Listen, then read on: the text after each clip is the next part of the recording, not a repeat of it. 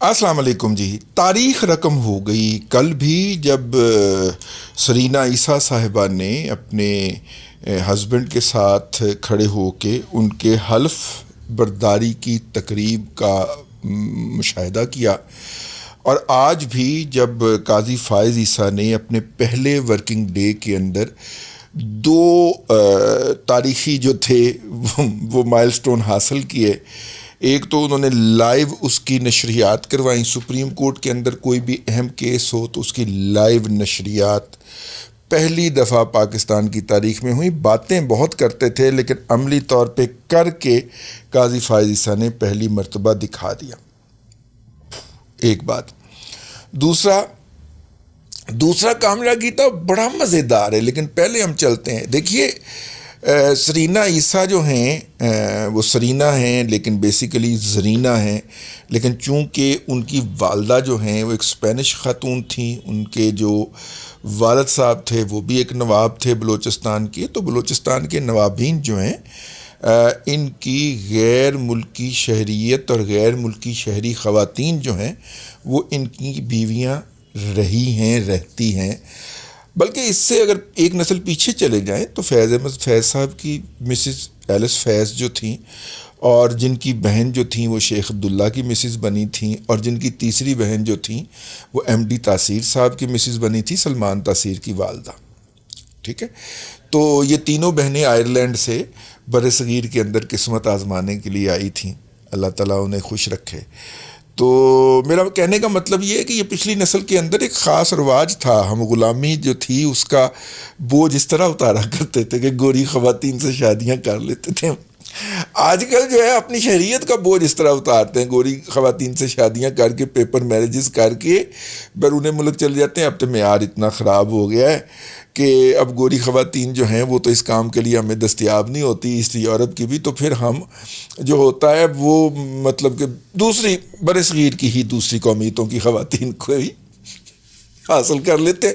میں نے گزشتہ ویلاگ اس پہ کیا ہے، وہ آپ ملاحظہ کر سکتے ہیں. پچھلے دنوں ایک اردو پوائنٹ نے ایک پیڈ خبر چھاپی تھی نا کہ جناب ایک 70 سالہ خاتون جو ہے دادی جی نہیں ہوتی، وہ منڈے دے 35 سالہ منڈے دے نال نہ بیاہ کرن پہنچ گئی ہے. ٹھیک ہے، عقل دے تے پٹی پہ گئی ہے، لیکن ظاہر ہے یہ کم از کم 25-30 ہزار نوجوانوں کو تو گمراہ کرے گا نا. وہ تو مارے جائیں گے نا جاتے ہوئے یہاں سے کسی کشتی میں ڈوب کے یا کسی صحرا کے اندر پیاس سے. تو خیر یہ تو ایسے جملہ مترزہ آ گیا. تو وہ نواب زادی جو ہے لیکن ہمبل ریفائنڈ لوگ کہ انہوں نے بجائے اس کے کہ وہ نواب زادیوں کی طرح سارا دن چوڑے اور زیور پہن کے بیٹھتی، انہوں نے جو ہے وہ ایک ورکنگ کلاس والا رویہ اپناتے ہوئے ایک انگلش اسکول کے اندر، ظاہر اسکول ٹاپ کلاس کا، اور میرا مطلب ہے اس کے اندر جا کے پڑھانا شروع کر دیا. اور اپنا لیکن بھائی جس کے والد نے اس کو 700 ایکڑ زمین صرف ایک ٹرانسفر کے اندر دی ہو تو والد صاحب کو بڑی شاہی ہوں گے نا. تو وہ خاتون جی اس کے اوپر الزام لگایا شہزاد اکبر جیسے جعل ساز آدمی نے، جس کا باپ آج بھی معروف ہے اس کے آبائی گاؤں کے اندر کہ وہ ہر کسی کے خلاف درخواست دینے کے حوالے سے مشہور ہے. ٹھیک ہے، ناجائز جعلی فیک درخواستاں، پراکسی پٹیشنر ہے. اس کو مطلب اس نے میری طرف نہ غصے سے دیکھا کیوں تھا، اس کے خلاف جا کے پولیس اسٹیشن میں درخواست دے دی. اس بیچارے کو اس دن پتہ چلنا ہے جب وہ کوئی وہرکارہ تھانے سے اس کی طرف آئے گا، جی آپ کے خلاف درخواست آئی ہے ذرا پہنچو نا اتنے. اب پولیس کو اس طرح کے جو ٹاؤٹ ہوتے ہیں نا، یہ ٹاؤٹ ابن ٹاؤٹ ہے شہزاد اکبر، تو پولیس جو ہوتی ہے نا اس کو ٹاؤٹ جو ہوتے ہیں نا وہ اس طرح کے بڑے سوٹ کرتے ہیں نا. کسی نہ کسی کے خلاف درخواست ڈال دی، اس کو پولیس نے طلب کر لیا تحقیق کے لیے، اپنی بھی دیہڑی لگائی، درمیان میں سے ٹاؤٹ نے بھی دیہڑی لگائی. وہ شریف آدمی جان چھڑائے گا، یار میری جان چھڑو. تو انہوں نے ان کے خلاف ایک جو تھا وہ ایسٹ ریکوری یونٹ بنایا، اس کے اندر ان کی تحقیقات کیں اور جناب بتایا کہ یہ خاتون جو ہے ان کے ایسٹ بیونڈ مین ہیں، اور چونکہ ان کے ایسٹس ان کی انکم سے لگا نہیں کھاتے. تو اس کا مطلب یہ ہے، اور یہ تو صرف ٹیچر نہیں ہے، وہ ماما وہ نواب دی تھی گئی سی، نوابزادی گئی سی. ٹھیک ہے، اور چونکہ اس کی یہ تو ٹیچر رہی ہے، اور ٹیچر کی انکم سے ایسا کیسا ہو گیا، اور ہر یوتھیے کو یہ رٹا دیا. ہر یوتھیا مجہول القوم الجاہلیہ الپلیت، جو ہے ٹیچر کی اتنی انکم. ماما ٹیچر نہیں, جس طرح یہ کہتے ہیں نا کہ نواز شریف کے ساتھ پاس پیسہ کہاں آیا, آپ ان کا قائد ساری عمر لٹ کے کھا. اچھا بھائی یوتھیا جو اس کی انکم جو ہے نا وہ اگر ڈاؤٹ فل نہ ہونا تو خاکسار کا نام بدل دیجیے گا. یوتھیا کوئی بھی ہو, وہ ملازم ہو, سرکاری ملازم ہو, پرائیویٹ ملازم ہو, وہ بزنس مین ہو, وہ اوبر چلانے والا ہو, اس کی انکم کلیئر نہیں ہوگی, شفاف نہیں ہوگی, ٹھیک ہے, حلال یا دوسرے معنوں میں حلال نہیں ہوگی, اس کے اندر حرام کا تبکہ ڈالے ہی ڈالے, اس کا بس نہیں نہ چلے گا تو وہ جاتے جاتے نا زمین سے مٹی اٹھا کے نا چٹکی وہ اس میں ڈال لے گا. اس کو حلال ہضم نہیں ہو سکتا یوتھیے کو. یہ ایک گندی مائنڈ سیٹ ہے, گندی مینٹیلٹی. خیر یوتھیے کو سائڈ پہ رکھ, پہلے بہرحال ادھر آ جائیں. اب جناب کیا ہوا, اس کے خلاف جو ہے شہزاد اکبر صاحب نے وہ جھوٹا سچا کیس بنا کے تو اس کو جناب پھوڑ دیا جی. اب وہاں پہ خاتون نے, ایک یہ بھی ہوتا ہے کہ وہ اپنے وکیل کے ذریعے پیش ہوتی ہے, اس نے کہا ایسی تیسی میں خود وکیل. ظاہر ہے وہاں پہ کون سا وکیل کھڑا ہوتا, ٹھیک ہے نا, وہاں پہ کون سا وکیل کھڑا ہوتا.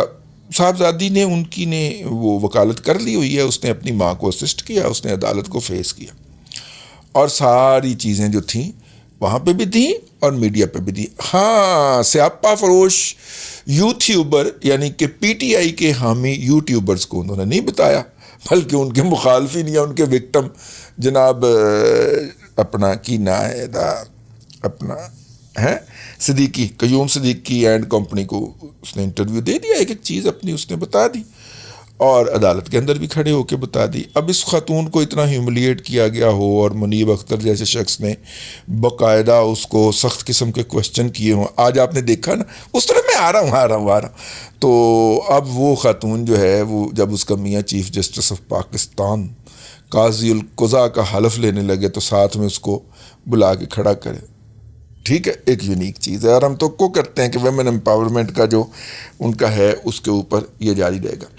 اب آ جائیے آج جو لائیو ٹرانسمیشن تھی, آج لائیو ٹرانسمیشن کے اندر لوگوں نے دیکھا قاضی فائز عیسیٰ نے کچھ نہیں کیا, عمرانڈو ججز اور عمرانڈو وکلا کو بے نقاب برہنہ کر کے پاکستان کے میڈیا کے اوپر ننگا کھڑا کر دیا.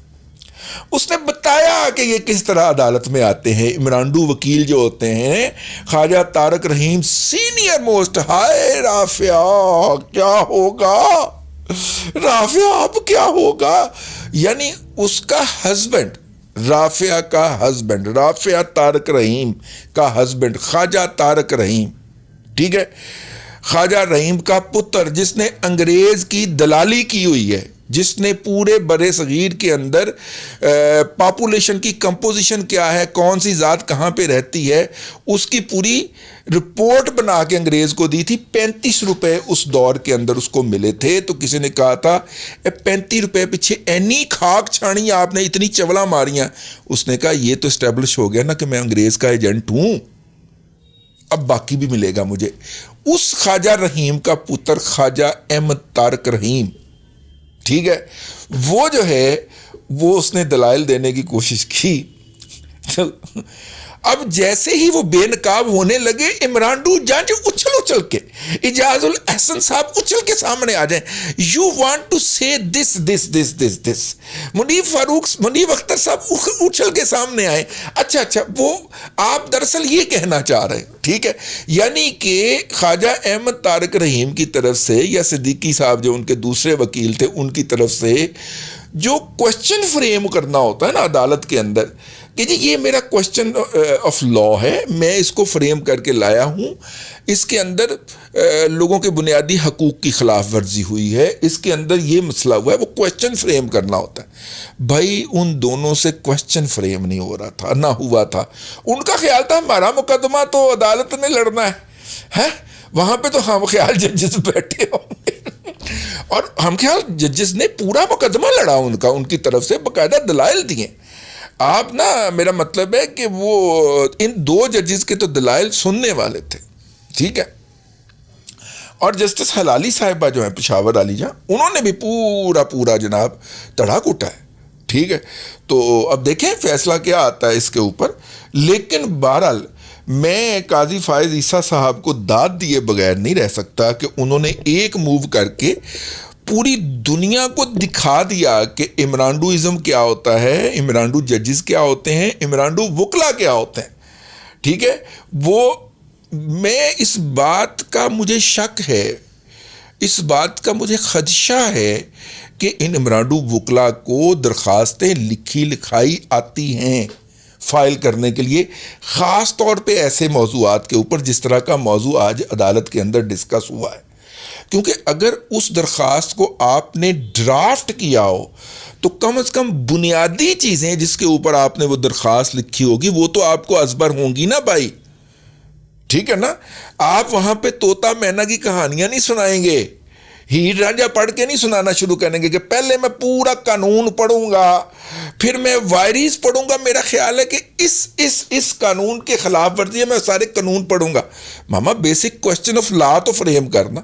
کوئی 8 وری قاضی فائز عیسیٰ نے جب 8ویں دفعہ اسے کہا نا خواجہ احمد طارق رحیم کو، خواجہ صاحب کوسچن آف لا فریم کر دیں آپ، جس کو ہم اس کے بعد آپ اس کے سپورٹ میں آرگومنٹ دیں گے اور ہم اس کے اوپر آپ کو کوسچن کریں گے. خواجہ کو کوسچن فریم نہیں ہوا. آخر میں اس نے کہا جی میری رائے کے اندر، اس نے کہا جی آپ کی رائے کی ماں کی ایسی میں کہہ رہا ہوں، آپ کی رائے کو رکھیں سائیڈ کے اوپر، آپ بتائیے آئین اور قانون کے مطابق یہ کیا ہے. خواجہ صاحب نے کوئی 30 وری جنہوں کیا نا، پھر قاضی پہ گیا. ٹھیک ہے، قاضی نے کہا کلویا تیری رائے دی ایسی تیسی. ٹھیک ہے، آپ جو ہیں وہ آئین اور قانون کی بات کریں میرے ساتھ کہ آئین کے کس شق کی یہ مخالفت کرتی ہے. یہ آپ کا کوسچن آف لا ہے کہ مخالفت کرتی ہے، اس لیے اس کو ختم کر دیا جائے. بہرحال تڑا کٹا جائے گا، جس طرف کا بھی فیصلہ آئے گا. ججز نے اپنا مائنڈ دے دیا، تمام ججز نے بیٹھے ہوئے بینچ کے اندر اپنا مائنڈ دیا ہے. سب سے کلیئر ہیڈڈ مجھے جسٹس لگے اپنا وہ عطر من اللہ صاحب. مطلب لیٹ می ایڈمٹ دیٹ، جتنی دیر میں نے دیکھا ہے عطر من اللہ صاحب بڑے کلیئر ہیڈ کے ساتھ بیٹھے ہوئے تھے.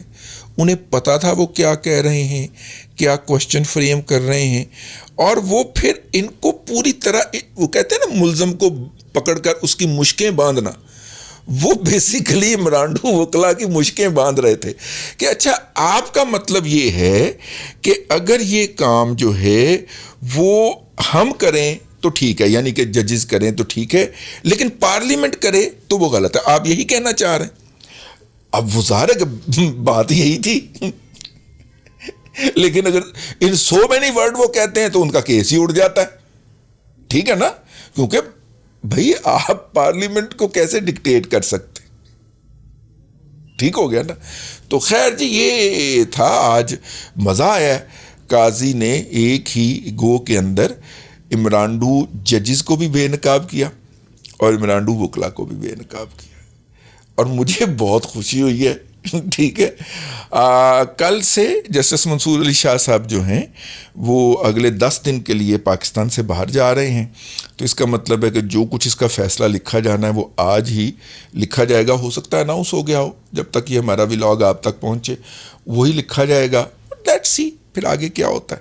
اب تک کے لیے اتنا ہی. اگلے ولاگ کے اندر پھر حاضری ہوگی. اللہ تبارک و تعالیٰ آپ کو آسانیاں عطا کرے اور آسانیاں خلق خدا میں تقسیم کرنے کی توفیق عطا کرے.